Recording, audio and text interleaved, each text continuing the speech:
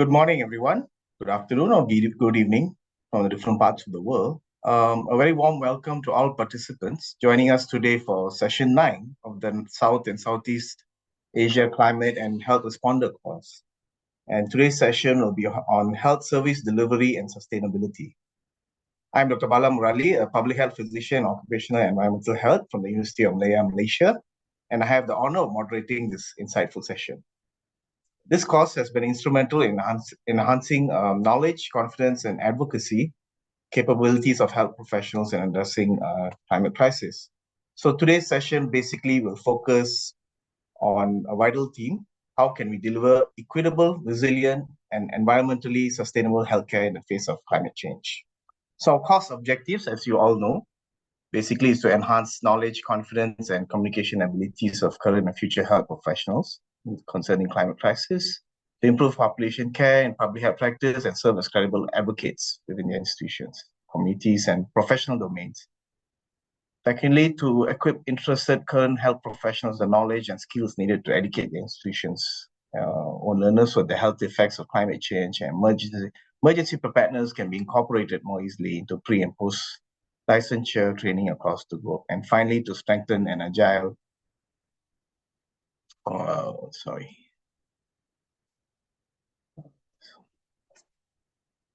informed community around climate and health education, advocacy, and policy for health professionals. So today's session will be 9. We are about 80% through the course.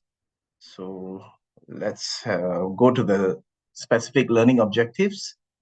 Basically, is to analyze the role of health systems and health professionals for today's session in promoting both health outcomes and environmental sustainability, and how the dual goals can contribute to more resilient healthcare delivery in the context of climate change. And secondly, to address the role of health systems in climate mitigation through optimization of healthcare services and delivery. And thirdly, to explain the concept of sustainability in healthcare and identify strategies for integrating environmental sustainability into health service delivery. Fourth, to understand the opportunities for ensuring equal access to healthcare during climate-related, sorry about that. Okay.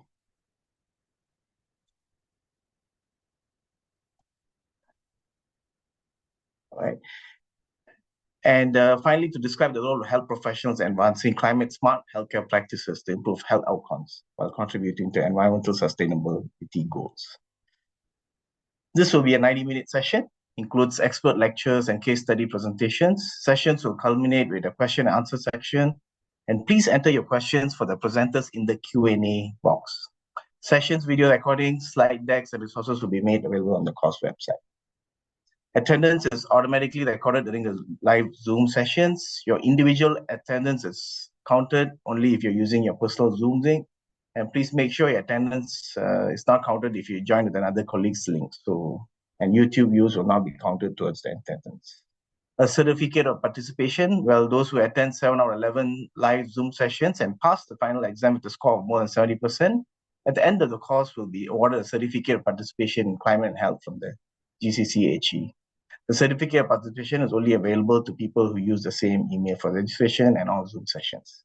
There'll be a final exam, don't forget, must be completed during the same email address using the attended Zoom sessions. The exam link will be sent on the final day of class via email and WhatsApp and closed on Sunday. There'll be 25 multiple choice questions or true, false questions, and participants will be prepared to take the exam in one sitting. Well, for today, we are privileged to have 3 distinguished speakers, each bringing deep expertise and valuable perspectives to our discussion.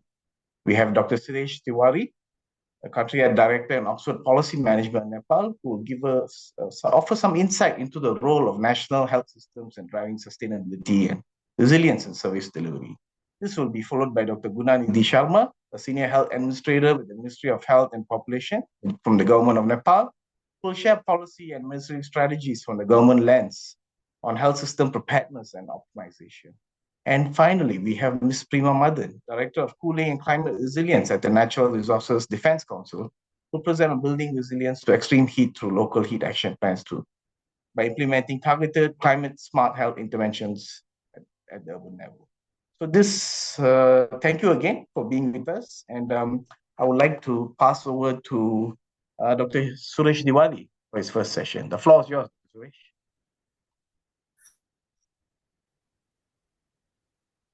Hello, everyone. Good morning, good afternoon, and good evening.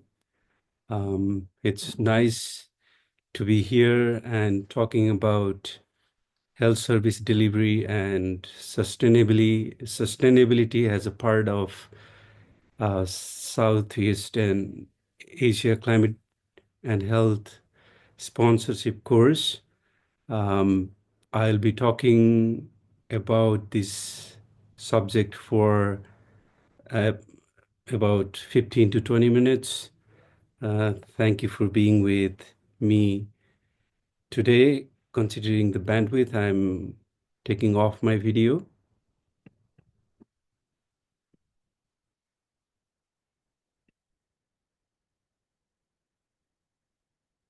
Yeah. So it's today we are talking about how the climate change and health and its intersection really contribute in healthcare delivery system, or vice versa, how the healthcare delivery, unplanned healthcare delivery system um, impact to the global emission or global climate crisis. So we require the system thinking, and what we need is resilient health service delivery. So when we talk about the resilient health service delivery, why is this important? Because its climate change doesn't only affect the physical environment, it's also uh, it also equally affects both natural and human system, including social, economic condition and functioning of healthcare delivery system. Extreme weather events and the climate hazards is one of the increasing and the grave concern for today's science and daily life. Just to give an example here, in like those, if we count the death rate from the extreme weather events area, if you see the data last decade, the people living in vulnerable zone forced to die 15 times higher than those of living in less vulnerable area. So this is really a challenge fact that today's world need to be aware of, because we globally we have signed off the importance of universal health coverage. The question is, can we achieve this aspiration of achieving universal health coverage as the disparity is being increased and healthcare delivery system are more compromised today than any time in the previous year. So again, here we're talking about the service delivery. So there are, when we talk about the health systems, it comes with the various building blocks. And so as we need very much synergy in terms of delivering the high quality service to the people. So there are obviously climate has impacted the health risk. For example, today, the Mount Everest region from Nepal is having the endemic of dengue fever. So this is more of climate-induced health risk. And not only that, vice versa, health sector is also one of the major contributor to the global emissions.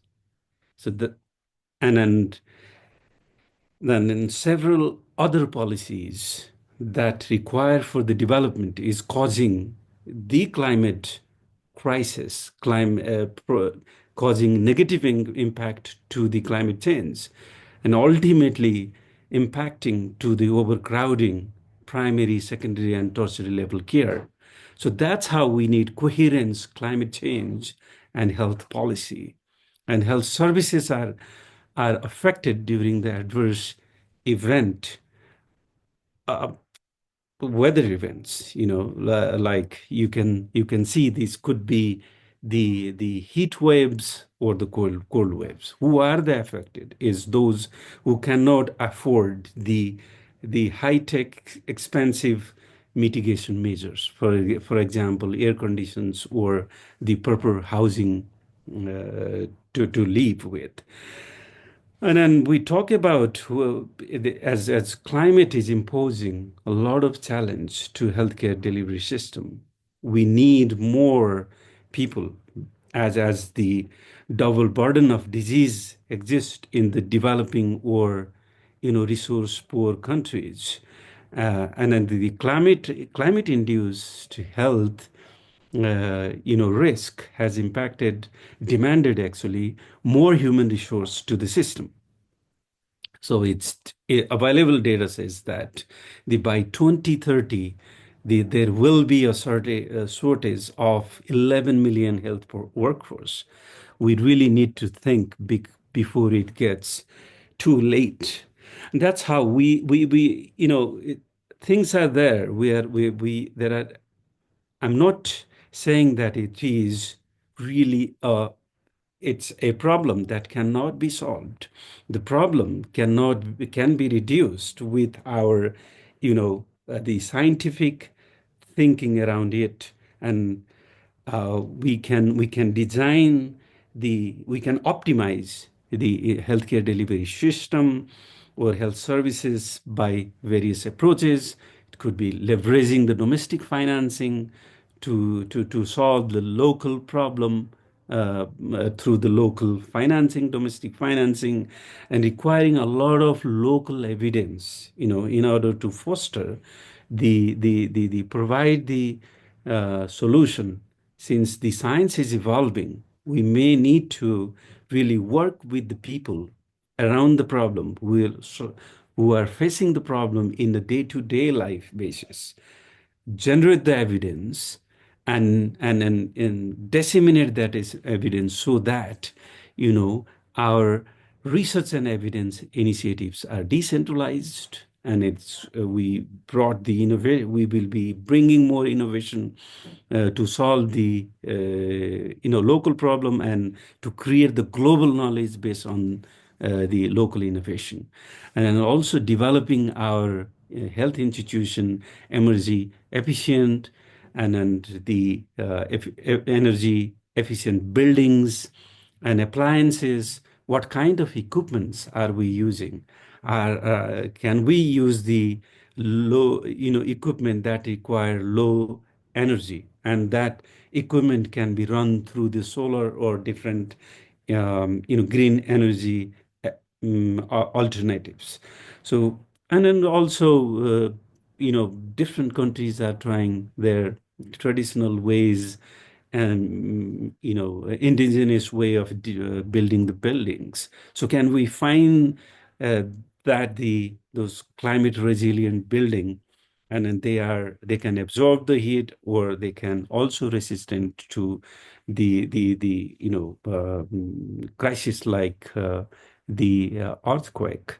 So these are some example that country are now talking that the healthcare delivery system can be developed in such a way that we can assure the energy efficient approaches to the different systems within the healthcare delivery system.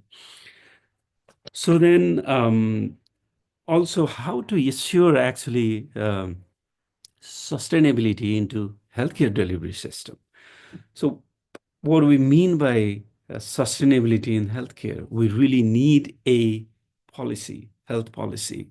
We talked about health in all policies. Are they actually evidence-based?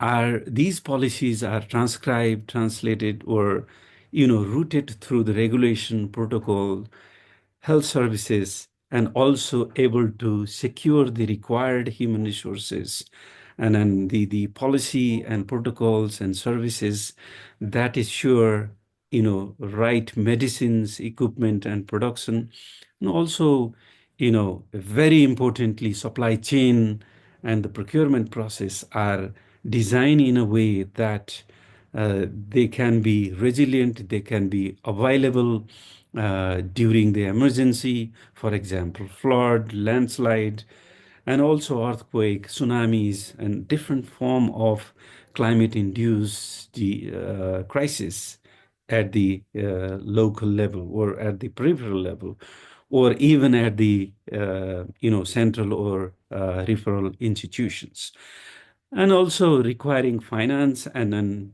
health information aided through the artificial intelligence now could be used to really come out and provide the innovative solution during these climate crises. So these are the the background preparation any countries required, and then we need to really think through strategy, and do we really um, analyze the risks to and from climate change, ways to integrate the environment sustainability and the service delivery.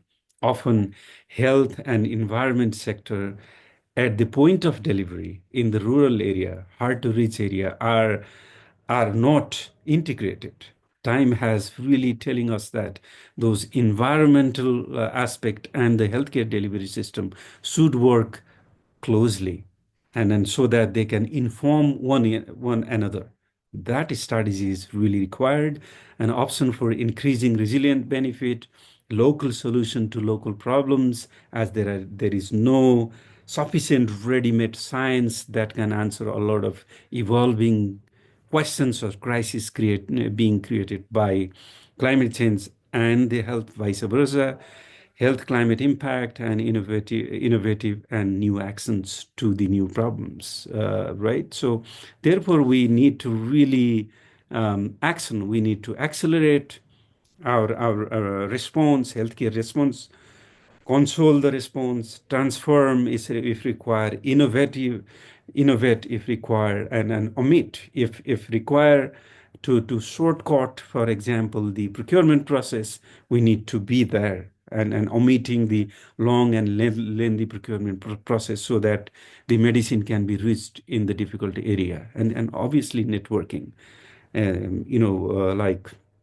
as we experienced during the COVID-19, the like whole of the society and whole of the government would be really requiring to improve the faster and quality healthcare delivery required for the people and saving the life. So then it is like challenges. Data demands action today, actually. The numbers are there. A lot of numbers in terms of, like, for example, 2 billion people lack safe drinking water. 600 million suffer from the foodborne disease. More importantly, children below the age of 5 bearing 30% of the foodborne fatalities. Is that acceptable to us? Answer is no. If it not, where the burden comes to the healthcare delivery system. Do we have enough trained pediatrician, trained child health worker? The question is maybe yet to be answered, and almost no in most of the developing or resource poor countries. And there are like the climate induced crisis. It's creating the hungers, like it creating the a lot of death fatalities. And there is one estimation uh, brought forward by WHO that between 2030 to 2050, due to climate change, approximately 250,000 additional deaths per year will be there from undernutrition, malaria, diarrhea, heat-related stresses alone. And then recent research attributes 30% of heat-related deaths to the human-induced climate change. Yeah. Heat-related deaths are among those over 65 of their age, and 70% of those in 2 decades. In 2020, 98 million more experienced the food insecurity. So on, the numbers are going. More importantly, if you look at the data, WHO tells us that the out of the total climate finance gone to multilateral agencies, only 2% are allocated in health sector. Yeah, voice has to be there. We health worker, healthcare professional need to work around and in the evidence so that this 2% can be increased so that the countries suffering with the climate injustice will be beneficial. And then like over 930 million people around, which is around 25% of the world population, spend at least 10% of their household budget to pay the healthcare. So if we mirror this figure into the household suffering from the poverty, the number goes very pathetic. For example, around 100 million people are pushed into the poverty every year because they are impacted by the climate change and worsening their livelihood. And then as climate crisis is increasing, this number may increase over the year. I would like to give you example from Nepal because of the increasing out-of-pocket expenditure in healthcare. More than 800,000 people annually are pushing into the below the poverty line.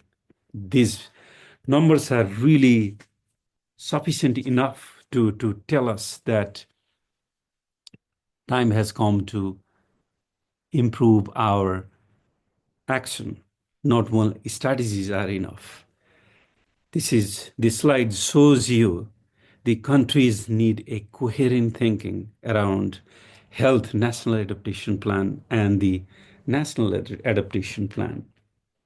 So if you see these two numbers, two different figures published by WHO, the first thing you can see is health impact of the extreme weather is considered as the serious issue to be considered.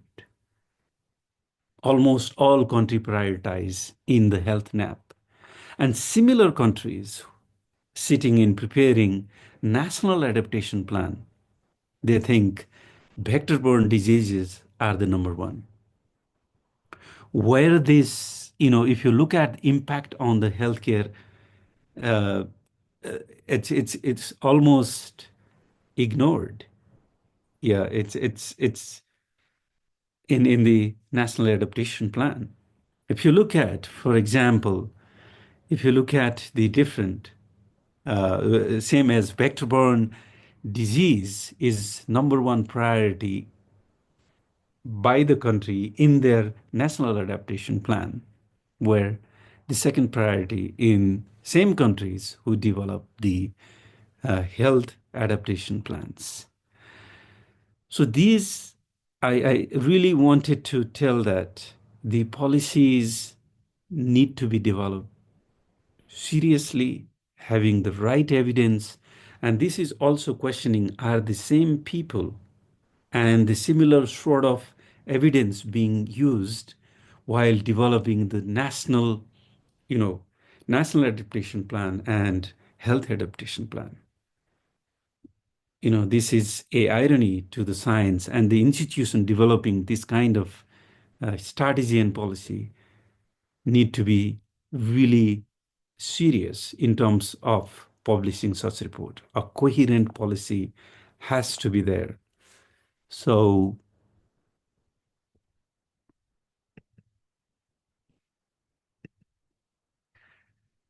that's how today all health workers around the world and the entire policymakers, managers and the service providers are and concerning that there are really a moral concern.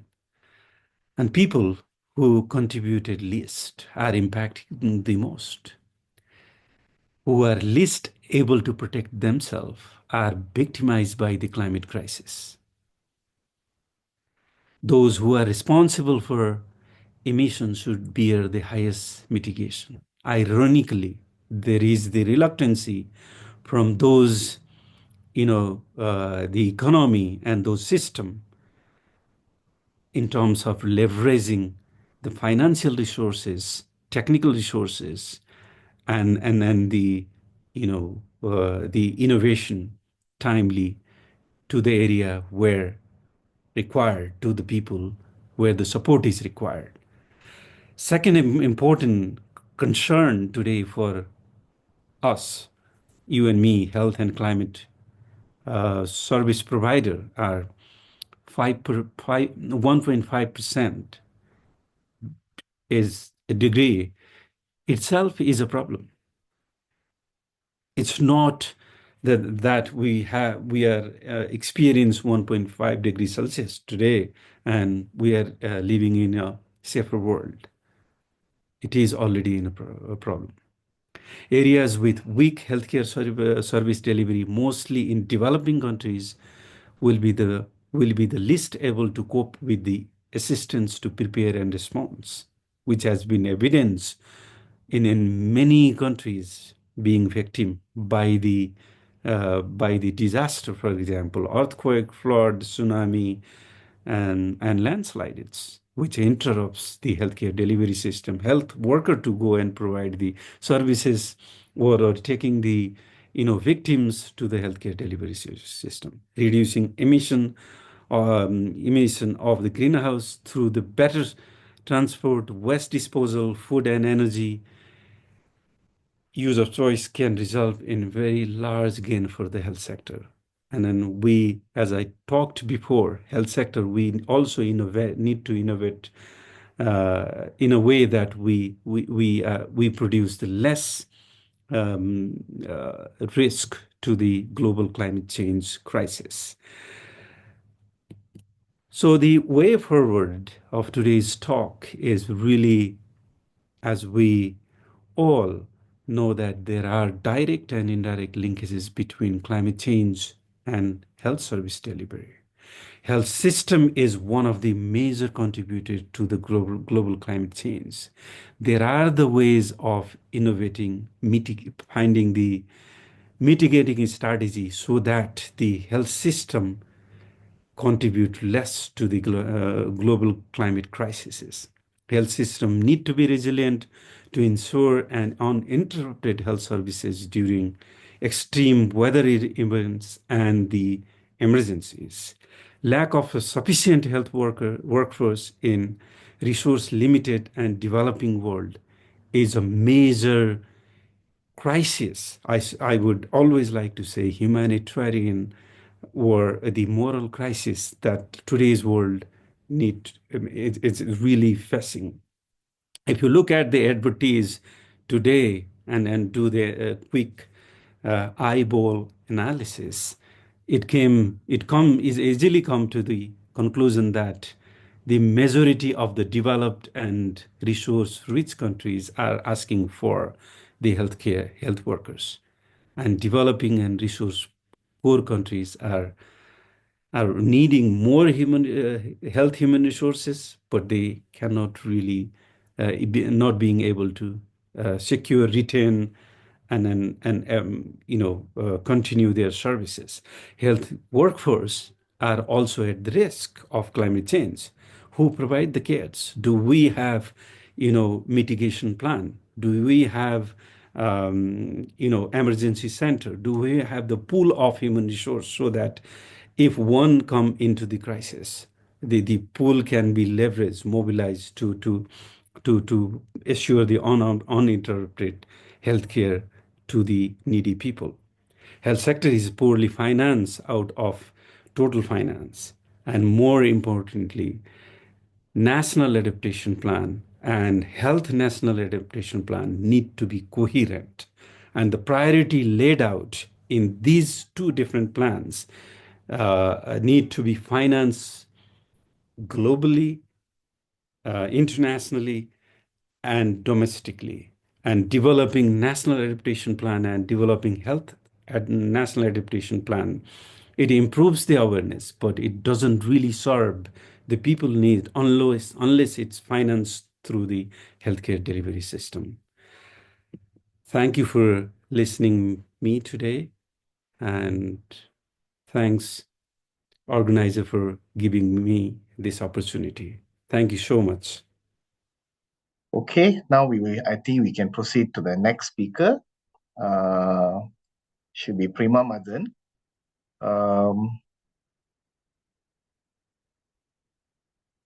Prima Madan is a director cooling and climate resilience from International Natural Resources and Defense Council. She's done extensive work on cooling, energy efficiency, climate resilience for the Indian program. And her work is focused on advocating for climate policies that reduce emissions from air conditioning, refrigeration, and fluorinated chemicals.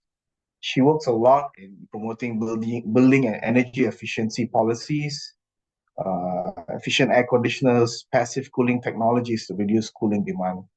So she also works with national, state, and city level stakeholders on advancing action on extreme heat, and particularly on working on strategies at the integration of building resilience to extreme heat and providing access to cooling.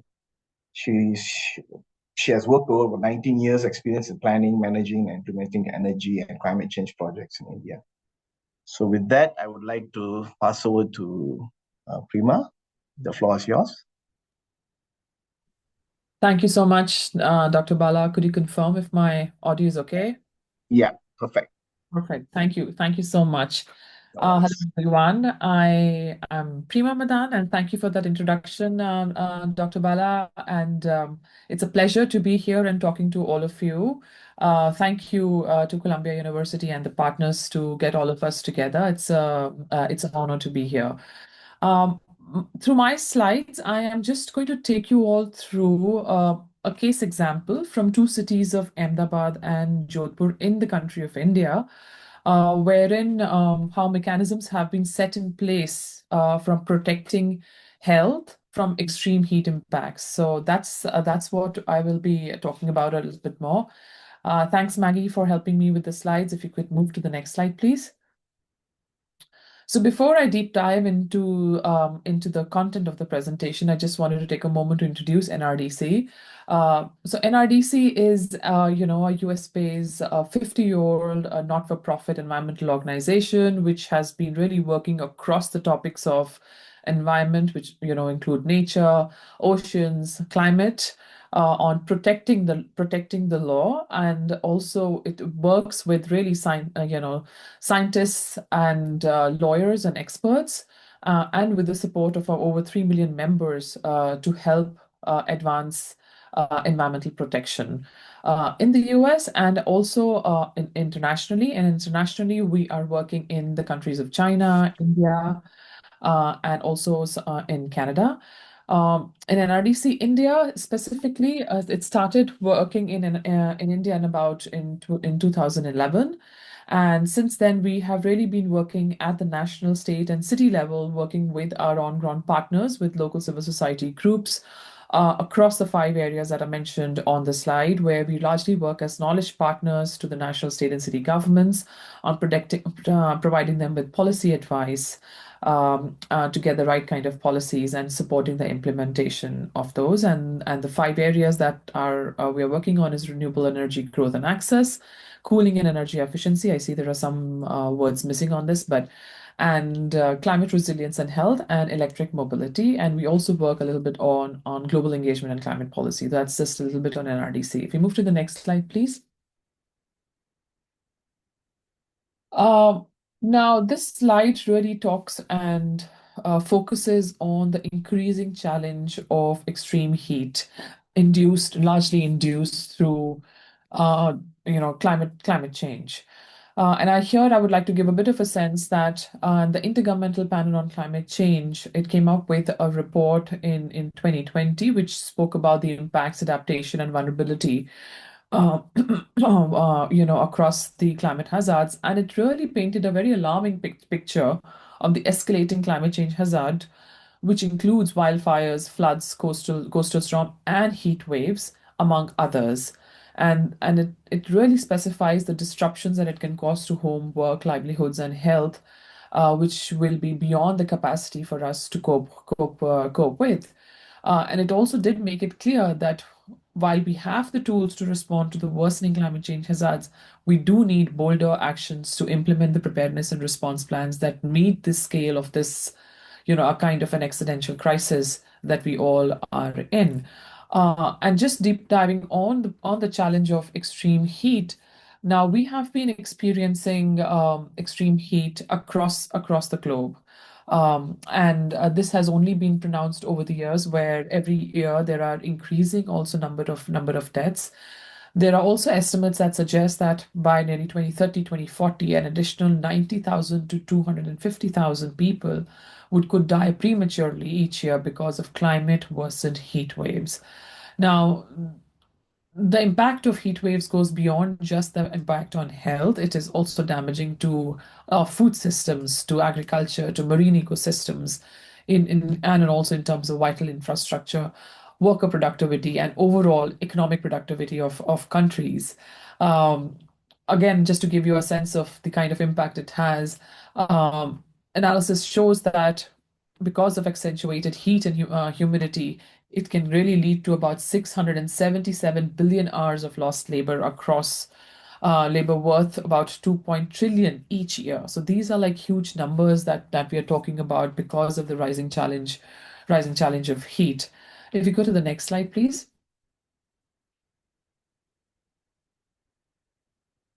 Yeah, these are just snapshots that talk about that how in India there is this rising challenge of heat. There are snippets that shows that India records the earliest heat wave and warm nights in this year itself in 2025. 2024 was the first year where it passed about 1.5 degrees of global warming limits. So it's a lived reality with increased frequency and extended periods of heat in global countries, but particularly in global south and in a country like India. Next slide, please. Okay, now I'm going to deep dive a bit in the city, for the city of Ahmedabad, of which I'm going to talk a little bit more on what the city authorities have been doing in terms of taking action on heat. Just a little bit on the city of Ahmedabad itself. The city is, a city of Ahmedabad has a population of about 7.6 million people, and it is one of the fastest growing cities in the state of Gujarat and the western part of the country. And it is in the northwestern region of India with warm, dry conditions which are conducive to heat waves. And it has like summers that span across March, April, and May. And the hottest temperatures can run from March through June, and temperatures generally peaking in May. And it has warm days through November. Now, the city of Ahmedabad in 2010, in particular, it really saw this alarming increase in the number of, heat related mortality and deaths.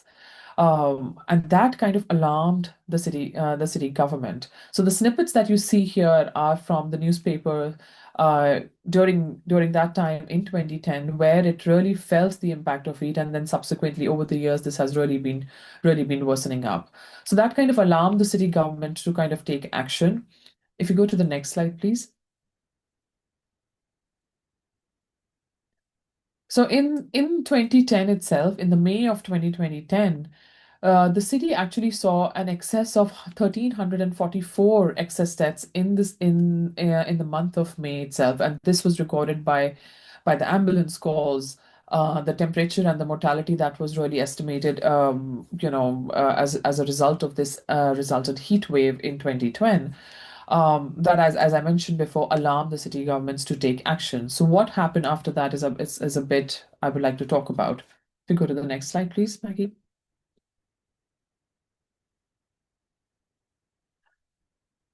Just another example from 2010, and this is an example of a hospital in the city where in 2010, and there was a, a predominant increase in the number of neonatal deaths in the hospitals that were observed, and increased impact in the with the maternal health impacts in that year in particular.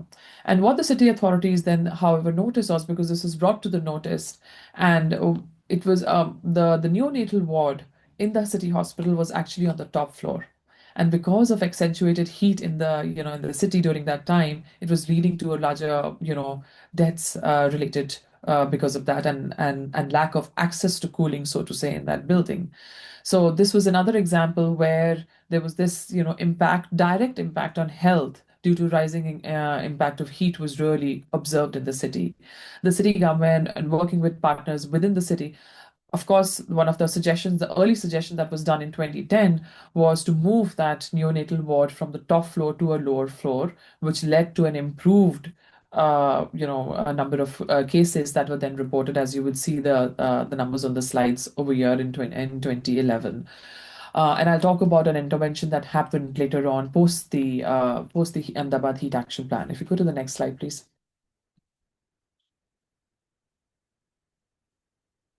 So, given the heat wave of 2010, the city government really started to think about how we should really work on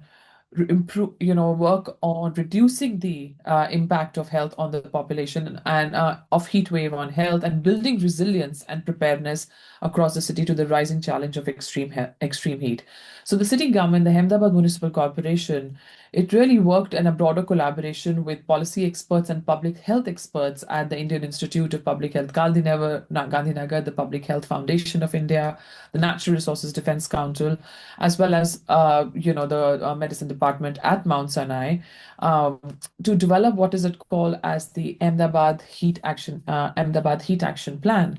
Now, this heat action plan was really in terms of providing the guidance to the city government on how to cope and prepare better, better in terms of preparedness to extreme heat. This was first of its kind in South Asia, which was based on an early warning system and a preparedness plan for extreme heat, which was rooted in health impacts and improving, so to say, health systems ability to cope with extreme heat and provide those services in a timely manner. And I will talk about this in a bit. If you go to the next slide, please. What are the components of a heat action plan? So heat action plan really has four components. It is the primary component of a heat action plan is really the early warning system and an interagency emergency response plan. The early warning system here, the city authorities coordinated closely with the Indian Meteorological Department to get heat alerts, a 3-day to a 5-day advance notice on the upcoming heat events, that would then accordingly, based on an interagency emergency response, would then alert the different departments on the upcoming heat events, and therefore look at the preparedness measures. So it would formally communicate through channels to alert the different governmental departments, in particular focused on the medical community in the city. What it also has is to have strong public awareness and community outreach to communicate the risk of heat. What should the population be doing to protecting their health in the face of upcoming heat events?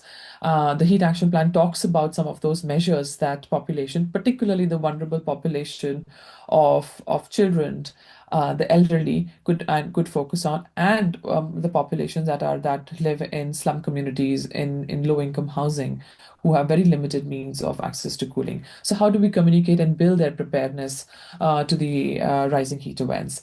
The third important component, and which is really closely related to the topic of today's presentation, on capacity building of medical professionals. How do you train some of these primary healthcare providers, the paramedical staff, to assess and deal with the rising cases of heat-induced impact on health, and the rising mobility cases that would come to them, and also record and recognize that the causes of illness as being heat induced. And then finally, it also talks about how do we reduce the heat exposure and how do we promote adaptive measures in the context of rising heat. And these are based on short, medium, and long-term measures that the city government can really take to prepare the city in terms of the rising heat impact. That's, as it mentioned here, the portable drinking water, the cooling spaces that could become around. And that's really the part where you're providing access to cooling to build and to cope with the rising challenge of extreme heat. Next slide, please. In the next couple of slides, I will just talk about each of these components. So this is an example of an early warning system wherein a temperature alert is sent by the Indian Meteorological Department, as I mentioned before, to the city government, and therefore with the city government then issues a heat alert. So what this heat action plan really did was it set up this institutional mechanism. It appointed a nodal officer who would deal with heat, which was non-existent before the heat action plan came into being. The nodal officer was actually the health officer, the chief health officer in the city government that was tasked with looking at providing these heat alerts. So then it worked with the other departments to provide through email, through phone, through WhatsApp messages now on the upcoming heat events. And you will see the different departments that get activated as a result of this. It also activates a large communication campaign with licensing with the press and liaison division, the way the media is alerted about the upcoming heat events. And on the left, you will see the way these heat alerts are really provided in terms of the temperature and the probability of occurrence up to a 5-day forecast of the maximum temperatures that are expected. If you go to the next slide, please. What I want to talk here is, again, this was an important part of the heat action plan, wherein the idea was to build the capacity of the health professionals on recognizing heat-related illnesses and how do you classify them. So what you see the pictures here is under the heat action plan, how the capacity and the training was provided by international health experts on what is the approach the medical professional needs to take on adapting to it. So equipping them with on the heat specific symptoms, diagnosis, treatment, and recording them so that we create that heat health related data points, linking the workers and other community health workers to recognize the heat danger and offer prevention tips when they become the first point of contact, where anyone who has any kind of impact related on health related to heat, what is it that they can offer as prevention tips. So these were conducted as part of the heat action plan. We continued to conduct these, working with the city, and really through exercises, through tabletop exercises. How do you really alert? How do you keep the heat emergencies exercise ongoing and building the capacity of the health workforce in the city? So this is a core component of the heat action plan. If you go next, please. You have about 5 minutes. Okay, Prima? I'll be quick. Okay, thank you. Public awareness and community outreach. These are just examples showing that how there was a broader outreach campaign on talking about heat alerts. What are the do's and don'ts that was undertaken? So there were billboards set up across the city. There were sessions undertaken across the city with different agencies on alerting on heat. So these are all snippets of creating that awareness. If you go to the next slide, please. I'll be fast now. An example of how adaptive measures were promoted by the city. So these are really providing access to water at the time of the rising heat, and you see the mayor of the city really setting up where this drinking water station was set up, and that's something that the city undertakes every year as part of its action under the heat action plan. If you go to the next slide, please.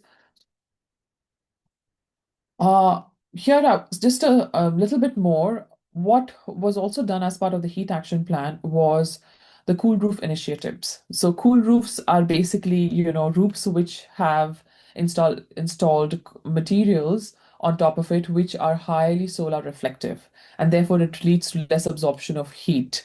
So here you see a picture of the Ahmedabad mayor as part of the heat action plan in 2017, really painting slum roofs in the city with a cool roof paint. Now, this leads to, and there are studies which indicate that it leads to lowering the indoor room temperatures.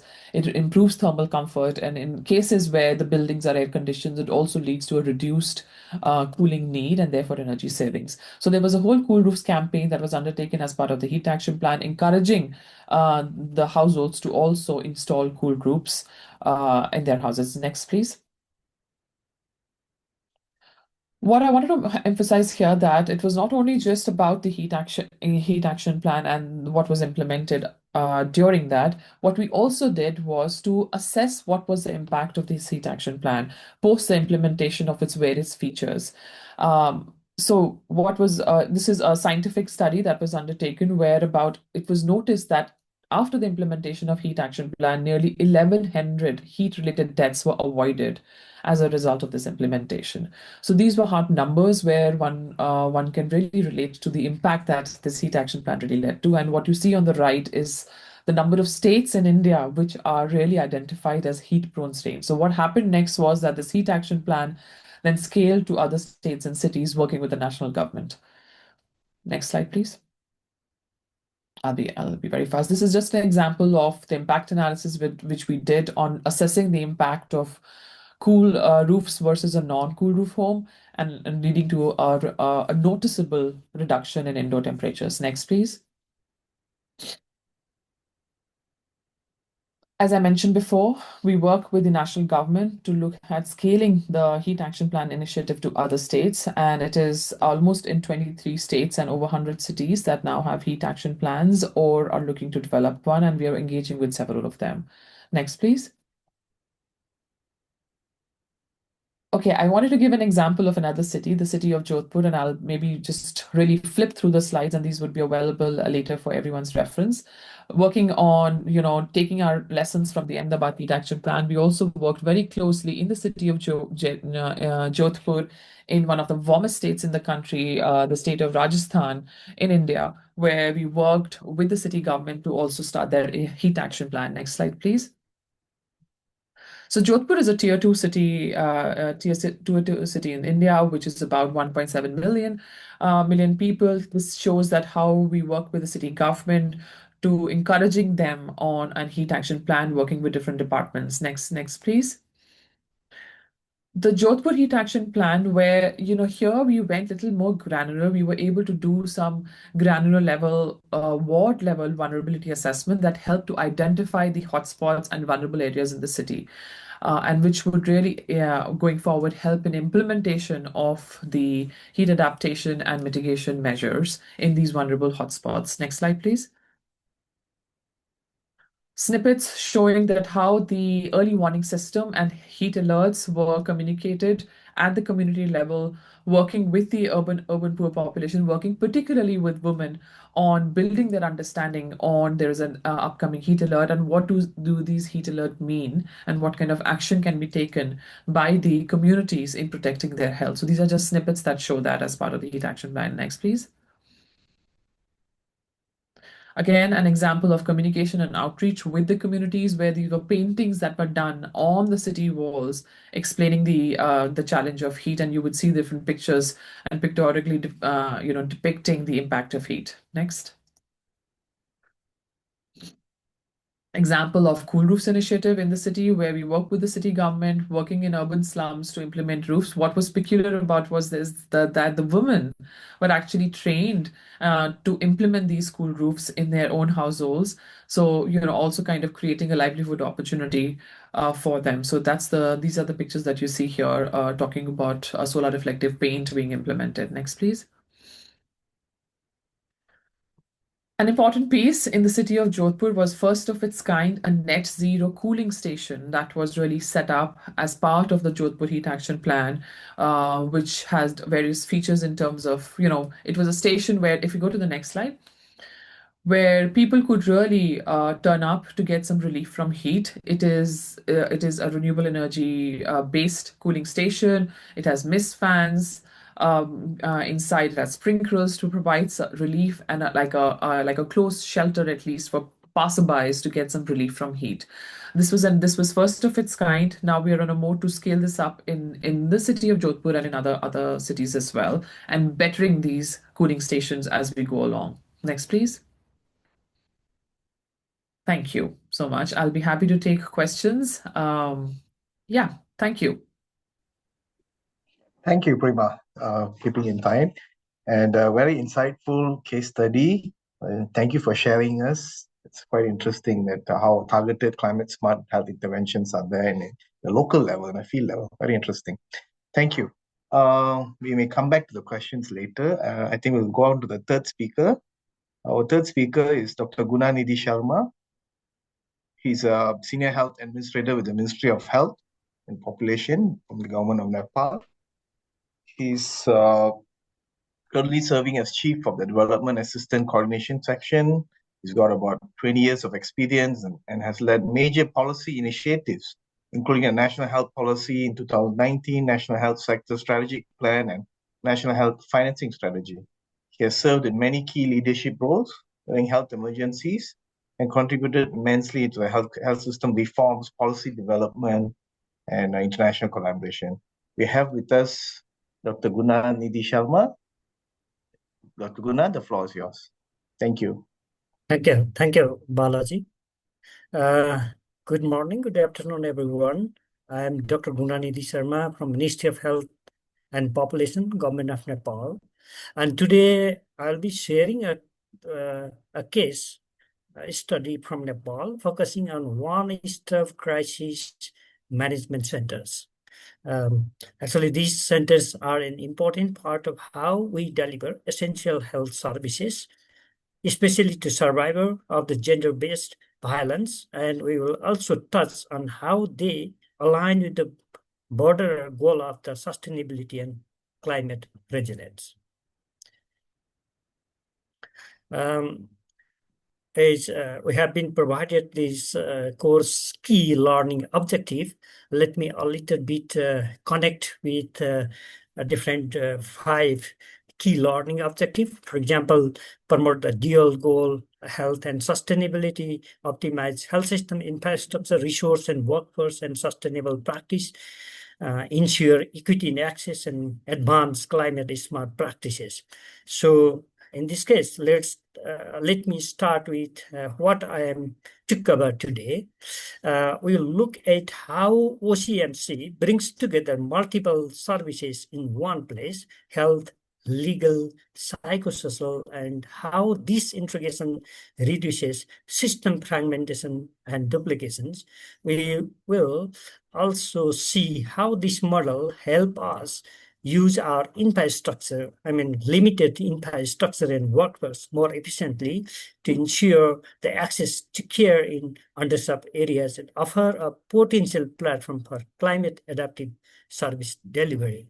Yeah, some people have opinion that maybe this OCMC is not that much climate specific, but I would say this is a climate smart initiatives because during the most of the disaster, the displacement and related health crisis, they impacted the underserved communities, vulnerable groups like women, children, and other vulnerable groups.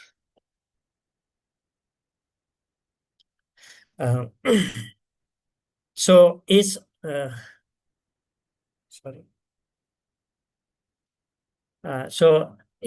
the to introduce what actually these climate OCMC is structure in our country. First of all, let me define it. What is OCMC?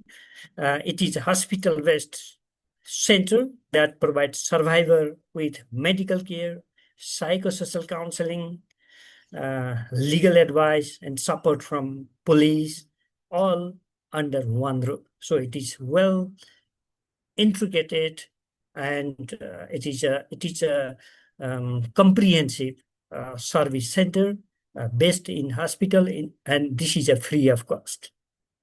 So the main idea is to reduce the stress and trauma that survivors face when navigating different systems. These centers operate on three key principles: non-discrimination and confidentiality, collaboration across different sectors, and accountability from the state.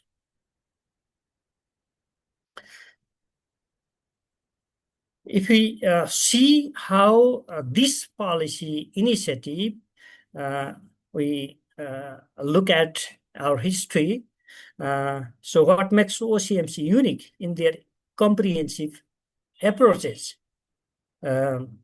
is that so it has been initiated initially in 2011 and starting with just 7 pilot districts, and then now it has been implemented in 92 OCMC. But initially the policy initiative was initiated because just after a kind of revolution or some equality and right-based approaches in health systems. So initially we implemented it in the 15 districts, and later on it is integrated into various hospitals like district, zonal, regional hospitals. And we already have the standardized protocols for service delivery, training for the healthcare providers and stakeholders, and collaboration with police, legal services, NGOs, and other development partners.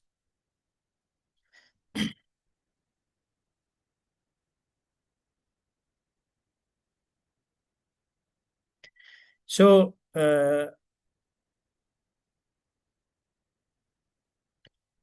as of 2025, as of now, we already have 92 OCMCs are operational across all 77 districts in Nepal, covering both urban and rural areas. Even we have a 3-tier of the government. So the local government has a basic hospital, primary healthcare centers, and the central level government has the specialized and central level hospital referral, higher referral centers. But even in rural area, the OCMC, in some areas, we have already established and operationalized the OCMCs. And the service cover is 24/7 medical care for GBV survivor. So there is a dedicated staff nurse in the OCMC, although she is not be available at the site, but she is always available 24/7 at or around the service center.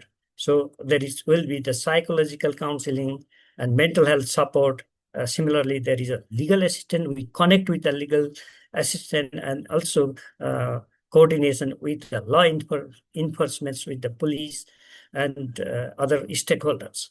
So, and also there is another service provided by these OCMCs. We connect the safe shelter and rehabilitation for the victim.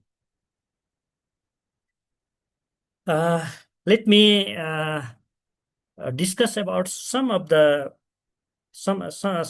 cases. I mean, these are some of the studies that we can see in the website, or you can source it and go for this source. Also, you can see the detail of this study. For example, one study done in the provincial hospital, Bagmati province, and this prospective study conducted over 6 months in 2023 at the provincial hospital, and this study has analyzed 156 GBV cases. So almost 95% of survivors were women,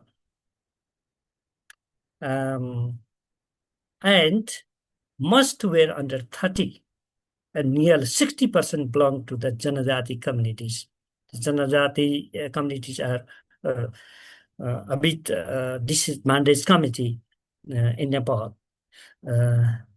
So the majority of the cases were related to the sexual violence, and quite a few involved perpetrators from the survivor's own family members, relatives. This highlights the need for the discreet, confidential service that survivor can trust.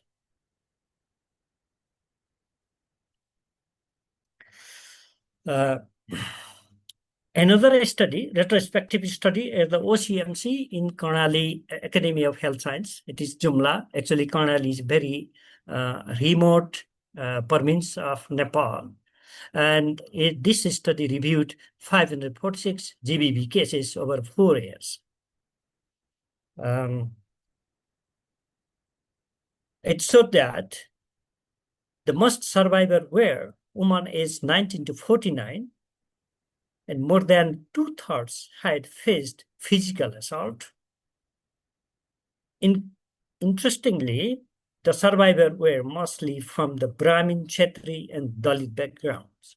Though the Brahmin and Kshatri are considered a bit affluent in our country, but in that particular regions, because of the geographical difficulties, and it is a very remote areas, there is no such differential status among different ethnicity. And similarly, this tells us that GBP cuts across social groups, different social groups. Actually, it doesn't mean that only those marginalized or disadvantaged community will be affected. It doesn't say like that. It can affect all across all social groups. Similarly, another study that was conducted in Western Regional Hospital, Pokhara. It is in Gandaki province. It is almost the middle of Nepal. And a cross-sectional study conducted at the OCMC in Western Regional Hospital. They analyzed 200 GBP cases from 2016 to 17. And this study showed that 70% of the cases were sexual offenses and 85% were alleged rape cases.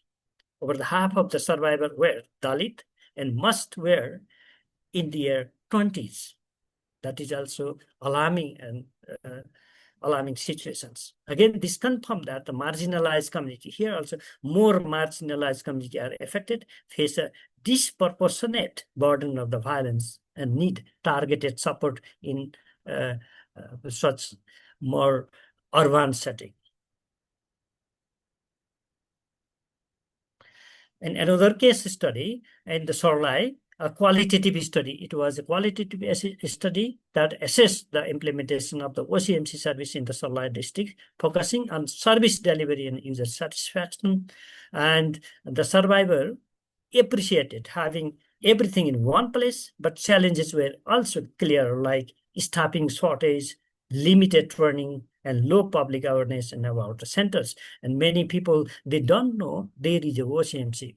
And if people are not aware about these services, and they may not come to the service centers. That is also another challenge this study has highlighted. This point to need further investment both in institutional capacity and also in the community outreach and awareness.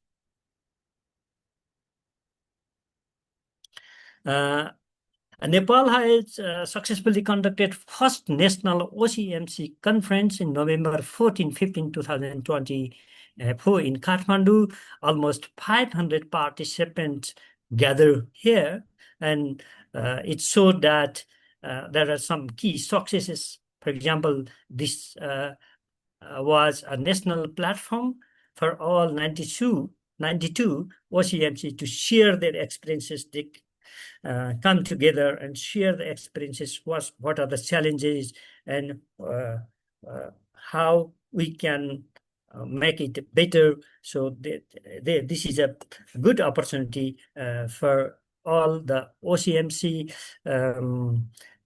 stakeholders, I mean various stakeholders from different ministries, provincial government, and local government participated in this gathering.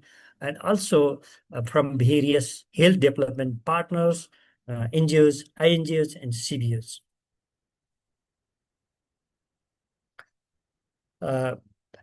So we saw commitment from both national and local governments and from various stakeholders that the OCMC is a very good initiative, and we need to functionalize, operationalize more efficiently, and we need to invest on it. And there are 10 commitments drafted at this first national OCMC.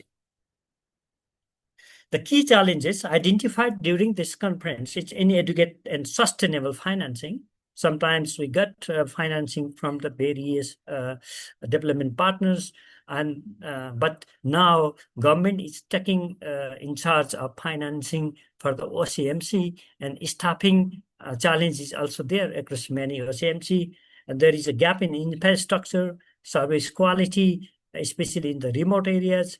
Also limited awareness among the communities that I have already mentioned in the previous one study about availability of OCMC services. So there is a need for the improved interagency data sharing and follow-up mechanism, and also there is a challenge insufficient localized behavior change materials and survivor outreach.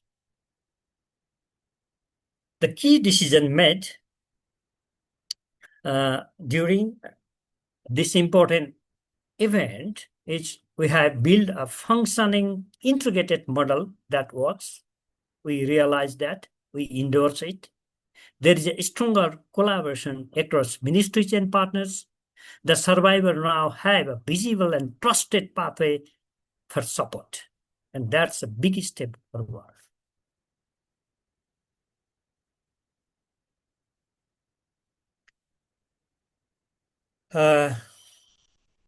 Overall impression is enhance access to comprehensive care for the GBV survivor, improve interagency coordination and response in times, increase reporting and documentation of the GBV cases. With this, let me sum up. OCMCs are more than just a service point. They are a powerful model for integrated care that supports survivors, reduces system duplications, and builds resilience. Going forward, we must focus on sustainable financing, deeper community engagement, and building climate smart service platform. So I would say the OCMC is a climate smart service, one of the climate smart service platform. This model can guide over health interventions, not just in Nepal, but in similar setting elsewhere. Okay, let me stop here. Thank you for your kind attention, and I look forward to hearing your reflection, and if there are any questions, welcome. Thank you. Over to you. Well, thank you, Dr. Guna. Very insightful presentation. Very nice case system sharing in terms of from Nepal, especially, and very interesting.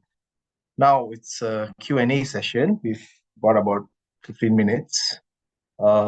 Maybe I can start off with, I got some questions for, I think Dr. Guna can take a breather for now, because we just concluded. I will come back to you. Maybe for Dr. Suresh Kumar, I have a question. Dr. Suresh, are you with us? Can you hear us? Yes, we are. Yeah, I can. Excellent. Excellent. Now you're much clearer. Okay, I have a question, one from one of the participants. How can sustainability principles be integrated into health system strengthening efforts? Like, for instance, including supply chains, procurement, data systems. How can sustainability principles? I think this is very good.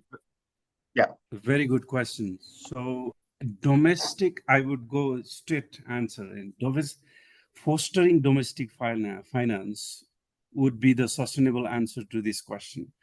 But how should we materialize? There should be a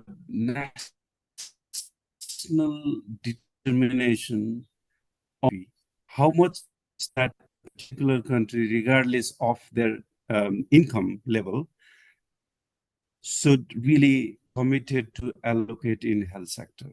Number one. Number two is that allocated health budget is equally distributed across all districts, provinces, and the people having problem. Third question is, even if financing is done that way, is it really distributed, keeping in the mind that the burden of disease is well addressed? If we answer this question, then we can evolve towards the expediting the regional network to provide the financing to the country where the financing need is. And the global institution final response is climate change. A lot of finance are being leveraged, but only 2% of the total bilateral, multilateral funding that goes to come to the health sector. I think there is an opportunity to increase from 2% to 20%. That will really help in securing more domestic finance in health sector would be the sustainability. Over to you, Dr. Bala. Thank you. Thank you, Dr. Suresh. Very, very nicely answered. And I have another question for Prima. Most of them really enjoyed your session on the innovative approaches which were held in Jodhpur and Ahmedabad. And there's one question was, which tools, what are the tools which were used to assess the heat stresses on health, particularly in Ahmedabad, and in regards to the heat action plan? Sure. Thank you, Dr. Bala. So in terms of the data that was used for Ahmedabad, and I think data is something that we are continuously working on. It was basically based on mortality data and daily temperatures data, which helped us to get to the threshold levels. The Ahmedabad Heat Action Plan, if I may say, was really focused on ensuring capacity building and recognizing heat as a challenge in the city back in 2010 and 2013. And since then, we have been working with the Indian Meteorological Department, with the city authorities to get better and better data in terms of exposure of different populations, getting ward level data, more granular data where we can then help identify hotspots. And I saw as part of that question, there was also that using wet bulb temperatures and other indices. So wet bulb temperatures indices are mostly available at a global level, which are not recognized by India because they are also based on particular types of outdoor workers, which are not as relevant in the specific context. So they are not recognized by the Indian weather agencies. And for this, I know the question was in Ahmedabad, but for Jodhpur, it's a very dry region, so that was not felt it was essential for us to get to the wet bulb temperatures there. But there are efforts ongoing in the country to identify local level thresholds, temperature thresholds, citywide levels to be able to design these more effectively. So I hope I answered that. Right. Thank you, Prima. Just another follow-up question. Do the government have any professional like HVAC commercialization systems in place for those increased heat challenges in these places? Will this be part of future budgets? If any idea on that?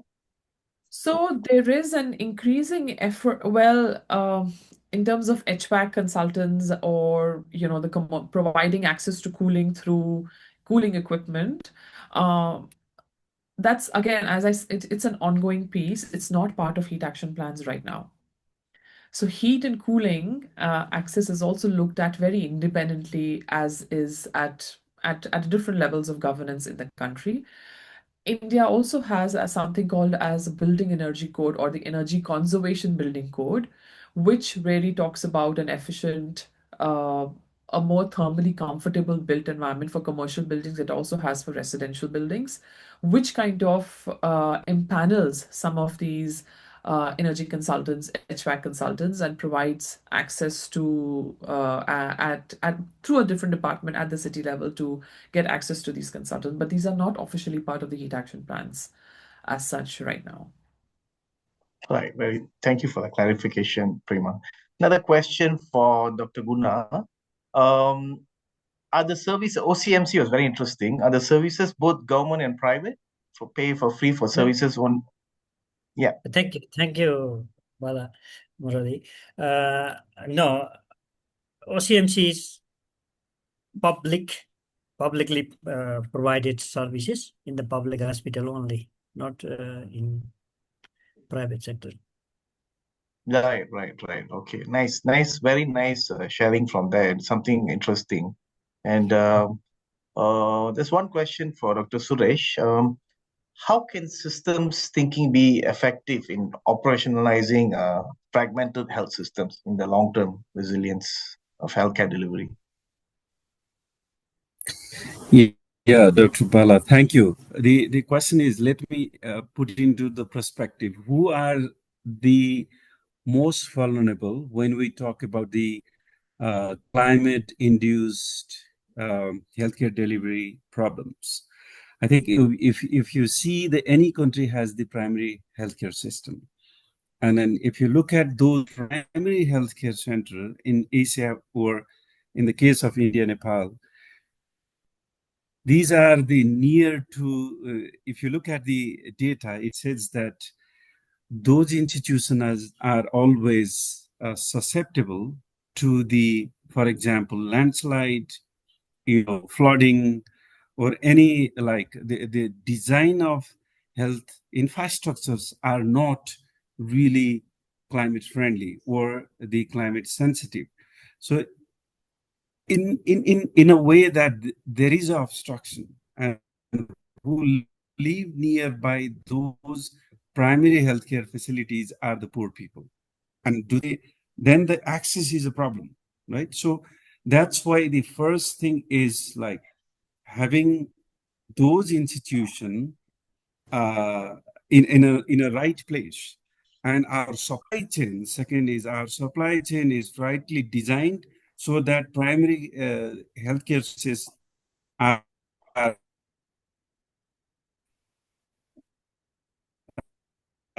delivered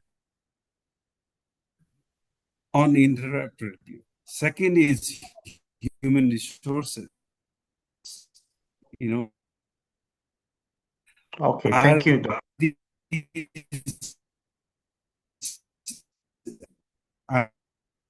We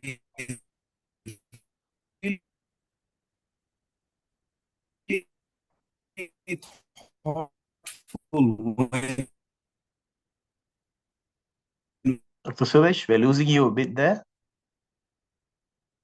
Yes. Okay, I think we lost Dr.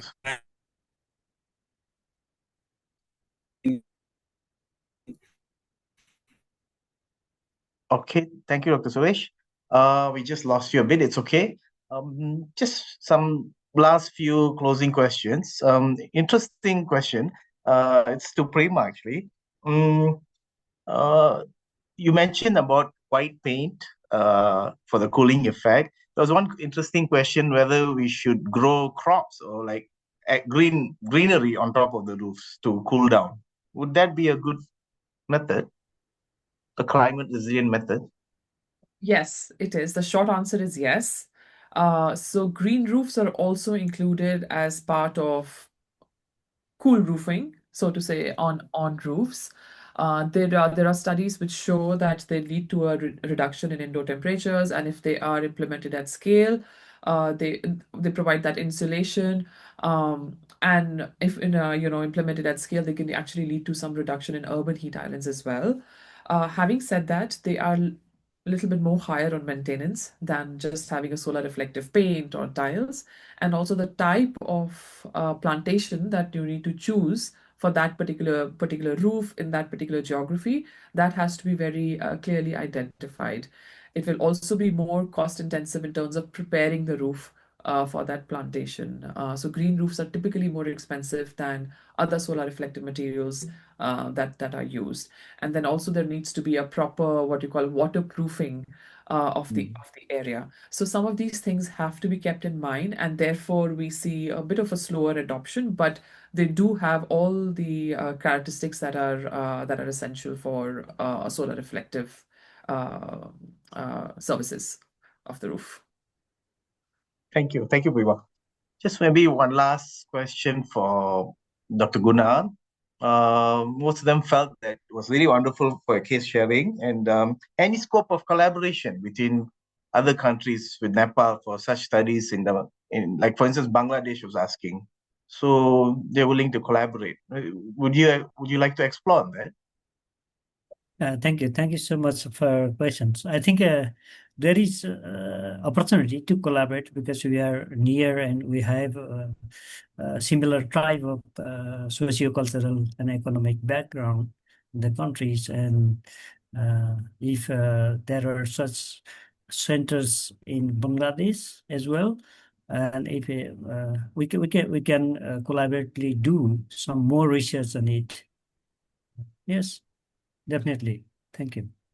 Thank you, Dr. Guna. I think that answers most of the questions. And I think with that, we're just about coming to the end.